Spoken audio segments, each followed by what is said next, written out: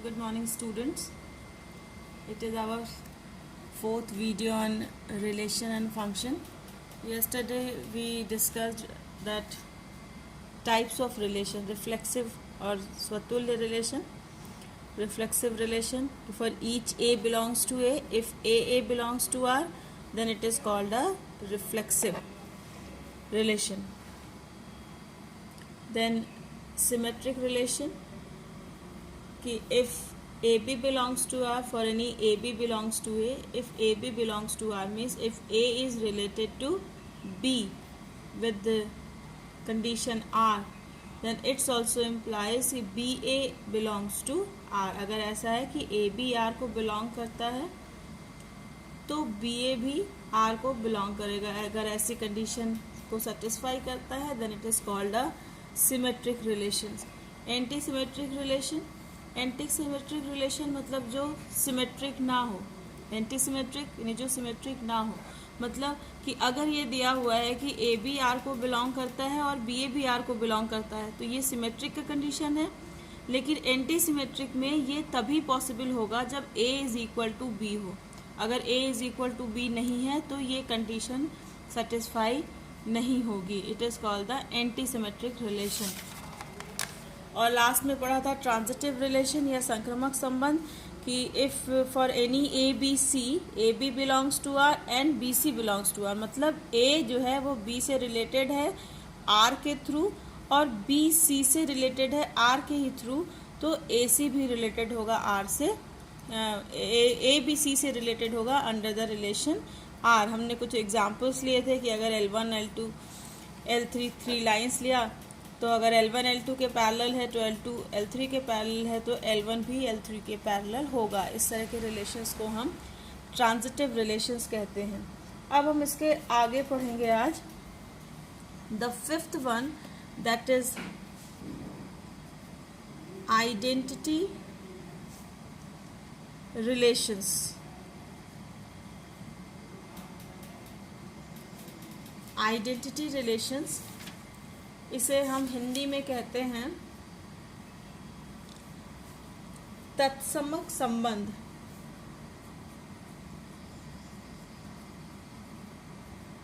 तत्समक संबंध. बच्चों जो हिंदी मीडियम से पढ़ रहे हैं उनके लिए भी इंग्लिश जो टर्मिनोलॉजीज़ हैं वो बहुत इम्पॉर्टेंट है, क्योंकि इसके आगे आप बीएससी करें या बीटेक करें या फिर अगर बीएससी भी करते हैं तो कहीं पर भी आपको हिंदी में बीएससी नहीं मिलेगा. So you should note down the English terminologies also. तो आइडेंटिटी रिलेशन या तत्समक संबंध. आइडेंटिटी रिलेशंस क्या होते हैं कि a relation I A. Identity relation is always represented by I and suffix the set on which it is defined. A relation IA is said to be an identity relation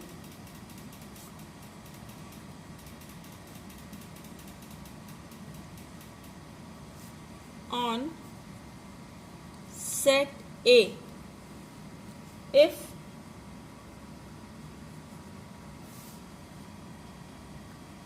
IA is equals to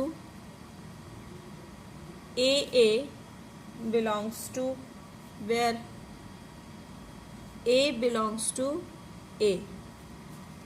कि कोई relation IA किसी set A पर identity relation या तत्समक संबंध कहलाता है यदि आई ए is equal to ए ए हो. मतलब आई ए जिसमें जो सेट आई ए है उसमें सभी ए टाइप के ही एलिमेंट हो.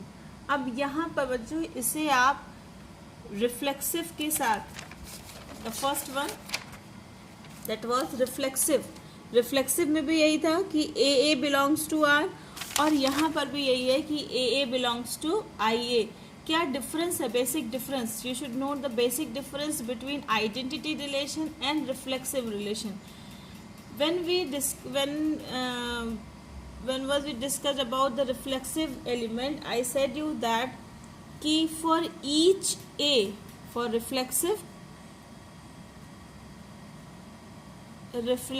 relation, we say that for each A belongs to A, AA belongs to R. It is the condition for reflexive. Means कि A टाइप के एलिमेंट R में होने चाहिए, बाकी एलिमेंट्स हैं या नहीं है इससे कोई फर्क नहीं पड़ता. We have taken an example of this table also कि if it is from R is from A to A means R is defined on A cross A. तो हमने इधर A लिया था 1 2 3, तो 1 2 3 इधर लिखा और फिर क्रॉस का रिलेशन लिया 1 2 3 के साथ. तो 1 1 1 2 1 3 2 1 2 2 2 3 और 3 1 3 2 3 3 मिले थे. मैंने कहा था कि ये डायगोनल एलिमेंट्स जो हैं, ये डायगोनल एलिमेंट्स 1 1 2 2 3 3 ये R में होने ही चाहिए. But we are not particular any assurance about these 6 elements. इसके बारे में हमने कोई अश्योरेंस नहीं दी थी. ये एलिमेंट्स हो भी सकते हैं और नहीं भी हो सकते हैं रिफ्लेक्सिव रिलेशन में. इससे कोई फर्क रिफ्लेक्सिव रिलेशन को नहीं पड़ता कि ये बाकी के एलिमेंट सेट में है या नहीं है. अगर हैं तो भी रिफ्लेक्सिव है, अगर नहीं है तो भी रिफ्लेक्सिव है, प्रोवाइडेड दैट कि ये डायगोनल तीनों एलिमेंट उस रिलेशन में हो. 1 1 2 2 और 3 3 ये उस रिलेशन में हो, बाकी कोई एलिमेंट हो या ना हो इससे कोई फर्क नहीं पड़ता रिफ्लेक्सिव रिलेशन में. लेकिन आइडेंटिटी रिलेशन में ये नेसेसरी है कि सिर्फ ए टाइप के एलिमेंट ही ए में होने चाहिए, इसके सिवा कोई दूसरे एलिमेंट्स नहीं होने चाहिए. सपोज एक we are taking the same set, A is equals to 1 2 3. Now we define two relations on it. दो रिलेशन हम डिफाइन करते हैं इसमें. पहला डिफाइन करते हैं R1, it is equal to 1 1 2 2 and 3 3. और दूसरा रिलेशन हम डिफाइन करते हैं R2, that is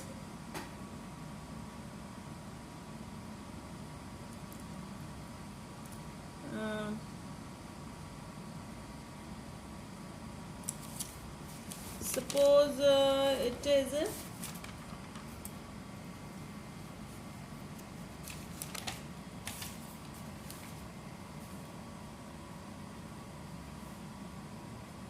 1 1 1 2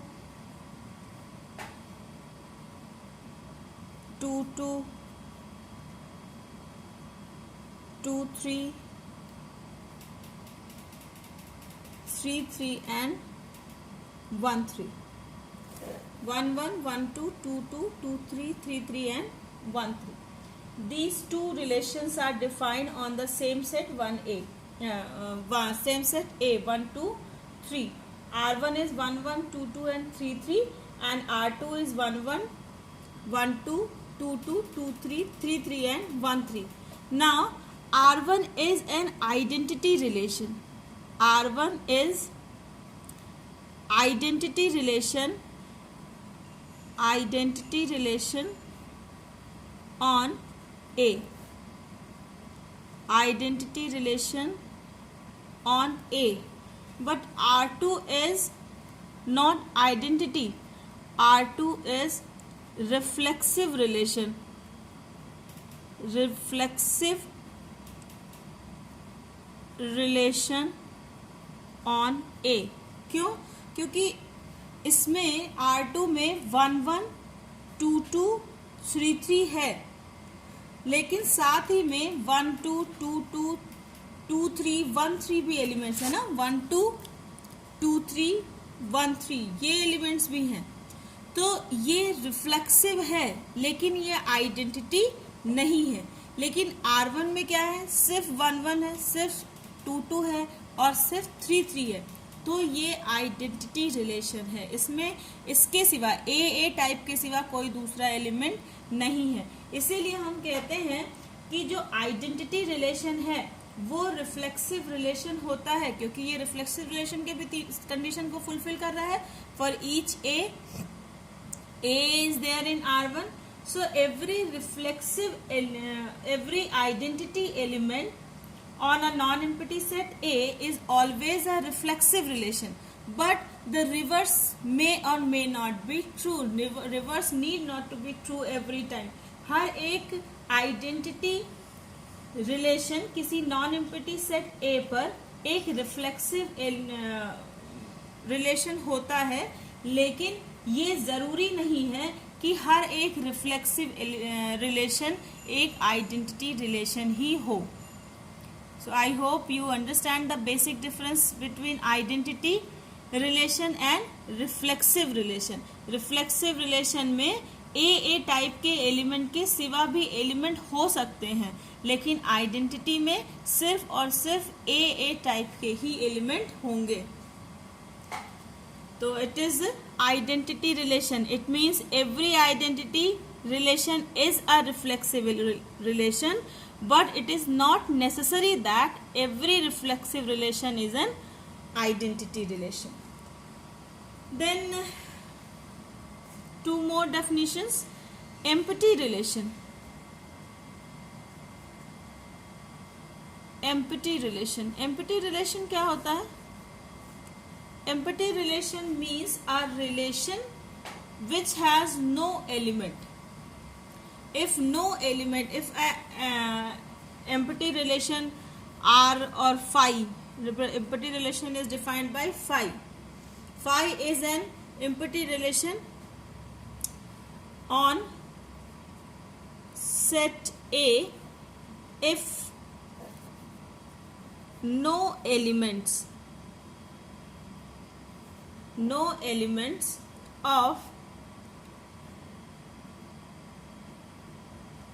of A is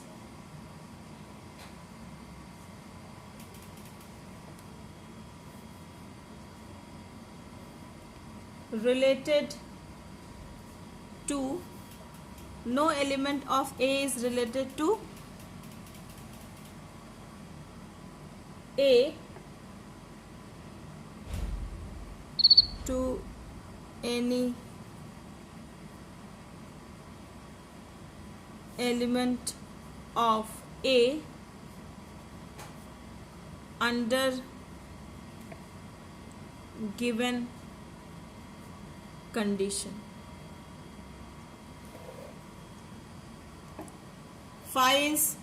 Phi on set A means empty set on set A is phi is said to be an empty set if no element of A is related to any element of A under given condition. जो phi की जो condition दी गई है set की relation की, उसके under में कोई भी एलिमेंट A को बिलोंग, A का कोई भी एलिमेंट अपने खुद के एलिमेंट से रिलेट ना हो पाए.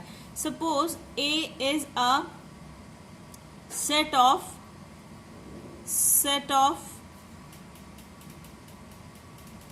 students of a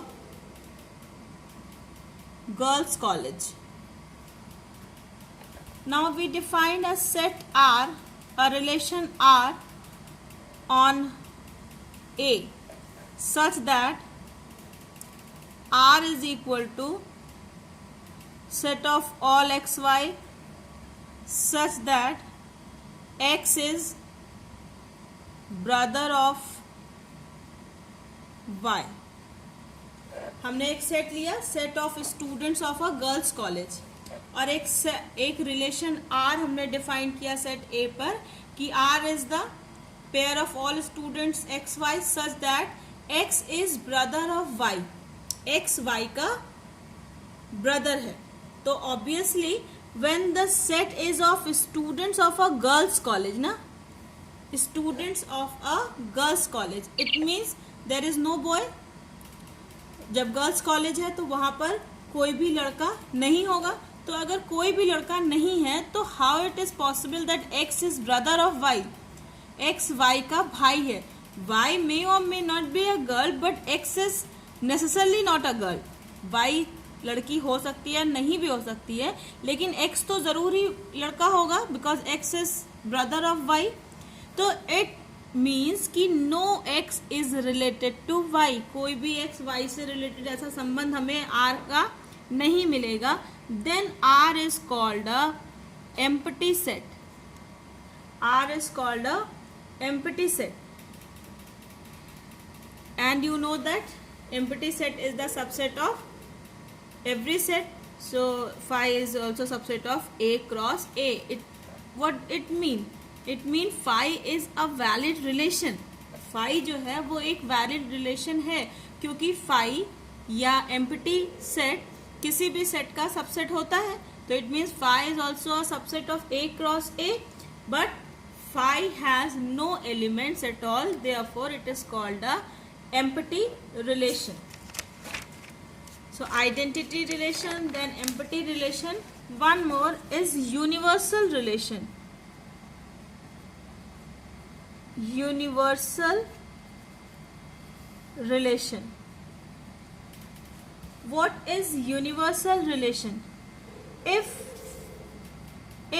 R is the whole Cartesian product, that A cross A means each element of A is related to each element of A under the condition R. अगर relation जो है वो पूरा का पूरा Cartesian product A cross A हो जाए तो ऐसे रिलेशंस को हम यूनिवर्सल रिलेशन कहते हैं. इस कंडीशन में R A क्रॉस A का सबसेट ना रहकर R A क्रॉस A के बराबर ही हो जाता है. So it is called the universal relation. In some books you can see a word trivial relation. Trivial relation. Trivial relation.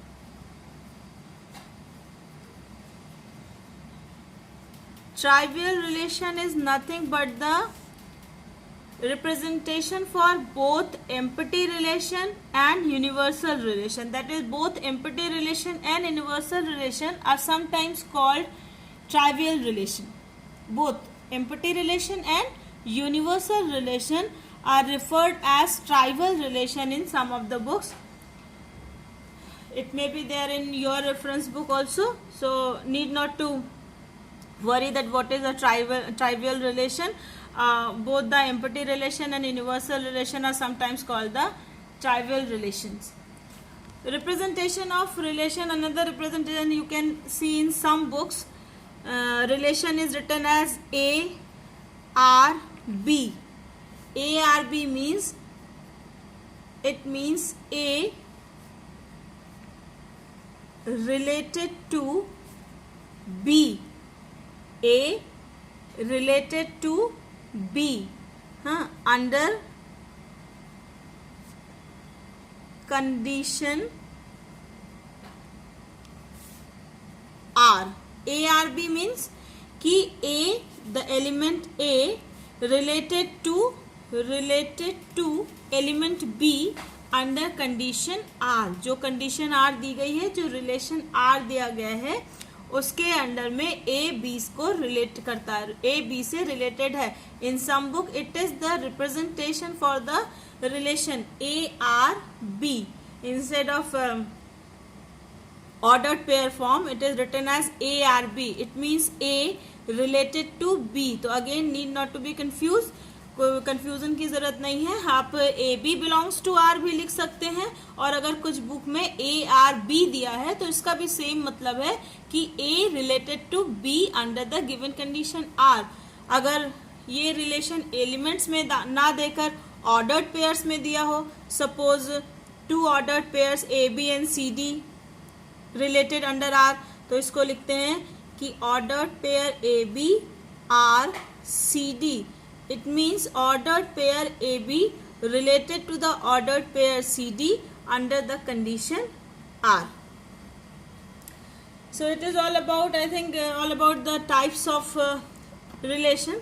Now we define a relation that is called the equivalence relation. Equivalence relation is the most important relation in relations and functions. Equivalence relation. Equivalence relation, और in Hindi it is called तुल्यता संबंध.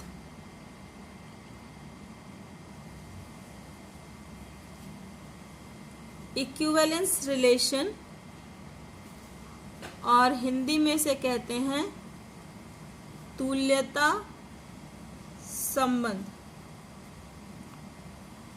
Equivalence relation और तुल्यता संबंध. A relation are a relation are on a set A is said to be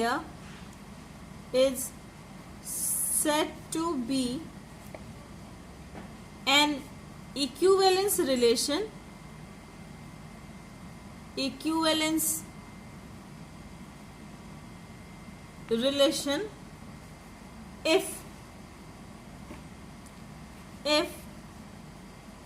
R is reflexive, symmetric,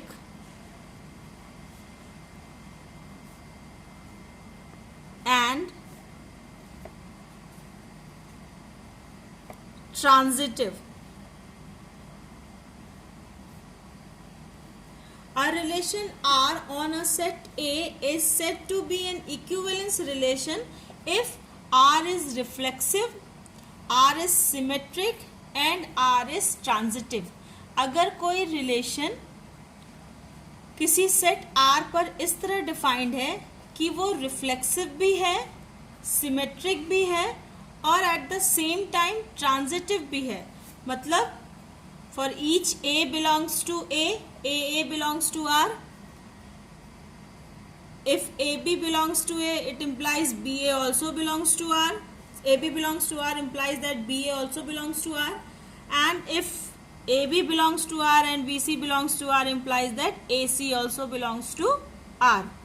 अगर ये तीनों conditions को सेटिस्फाई करते हैं तो ही सिर्फ और सिर्फ हम R को एक इक्विवेलेंस रिलेशन कहते हैं, एक तुल्यता संबंध कहते हैं.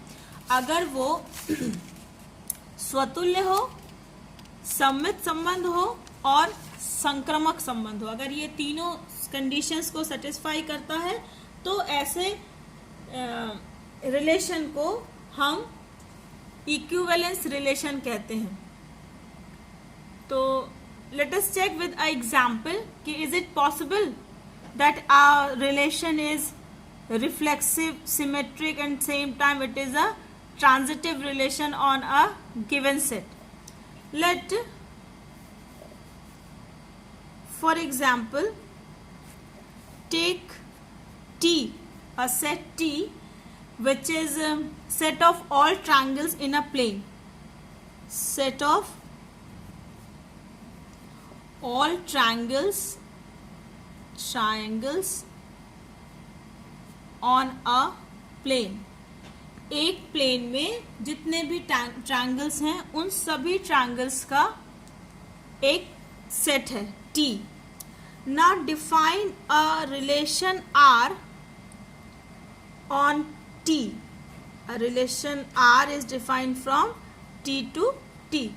R is defined on T such that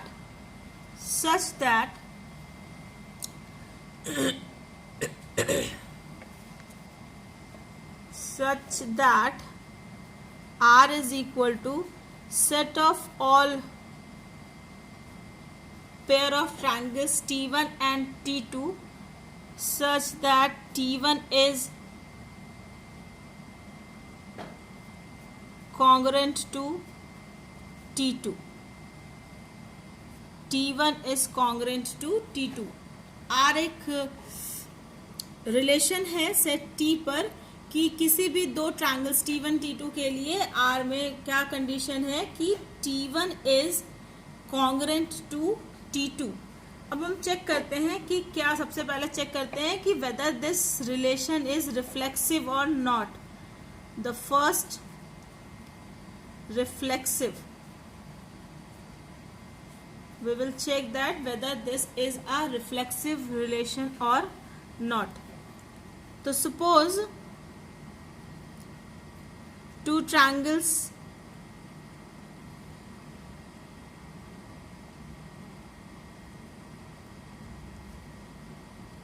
T1 reflexive होने के लिए क्या होना चाहिए कि अगर दो ट्रायंगल्स हम लें, मतलब कोई ट्रायंगल लें T1 तो it must belongs to R। यही तो होता है, for each T1 belongs to T, for each T1 belongs to T, T1 must belongs to R। यही तो रिफ्लेक्सिव की कंडीशन होती है कि हर ए टाइप का एलिमेंट जो है वो हर एलिमेंट खुद से रिलेटेड हो अंडर कंडीशन R। तो हम जानते हैं कि since every triangle is congruent to itself। हर एक ट्रायंगल खुद का कॉन्ग्रेंट होता है। कॉन्ग्रेंट फिगर्स क्या होते हैं, कॉन्ग्रेंट ट्रायंगल्स क्या होते हैं कि अगर दोनों को एक दूसरे पर ओवरलैप कराएं तो वो परफेक्ट होना चाहिए, वो एक दूसरे को पूरी तरह से कवर करना चाहिए। यही तो कॉन्ग्रेंसी होती है, they must be same in shape and size.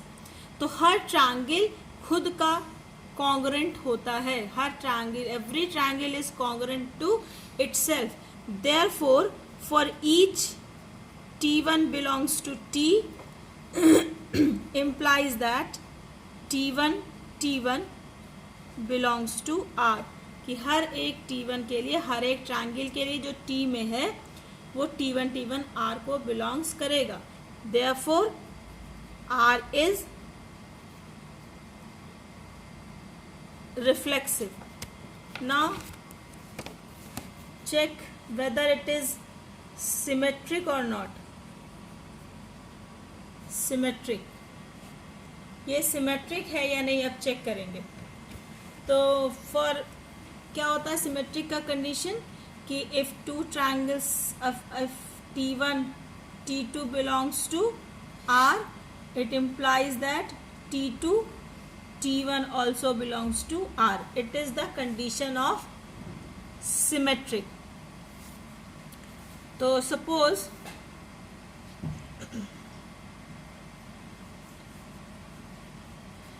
let two triangles T1 and T2 belongs to R। इसका मतलब क्या हुआ कि T1 is congruent to T2, T1 T2 का congruent है। अगर T1 T2 का congruent है तो we know that कि T2 भी T1 का congruent होगा, T2 भी T1 का congruent होगा। if T1 is congruent to T2 then T2 also congruent to T1। तो it's implies T1 also belongs to R। तो हमने क्या माना था कि T2 belongs to R and it implies that T1 also belongs to R। Therefore R is symmetric। Now let us check the transitive कि whether the relation R is transitive or not। ये relation जो है ये transitive है या नहीं है। तो let T1 T2 belongs to R and another pair T2 T3 also belongs to R। So T1 T2 belongs to R implies that T1 is congruent to T2 and T2 T3 belongs to R implies that T2 is congruent to T3। Let it is equation 1 and it is equation 2। From equation 1 and 2 you can see that T1 is congruent to T2 and T2 is congruent to T3। तो it is the theorem, it is the basic theorem of congruency of two triangles, that if two triangles are congruent to the same triangle, na, you can, here you can write it as T3 is congruent to T2. Huh? This is the second equation. So T1 is congruent to T2 and T3 is also congruent to T2. T1 भी T2 के congruent है और T3 भी T2 के congruent है. तो if two triangles are congruent to a same triangle, then those two triangles are also congruent to each other. अगर कोई दो triangles किसी सेम ट्रायंगल के सर्वांगसम है तो ये बताता है कि वो दोनों ट्रायंगल्स भी आपस में सर्वांगसम होंगे. If two triangles are congruent to a same triangle, then those two triangles are also congruent to each other. तो it implies T1 is also congruent to T3, and therefore it implies T1 T3 also belongs to R. So T1 T2 belongs to R and T2 T3 belongs to R, implies that T1 T3 also belongs to R. Therefore R is a transitive relation. So we prove that R is reflexive, R is symmetric and R is transitive, and hence R is an equivalence relation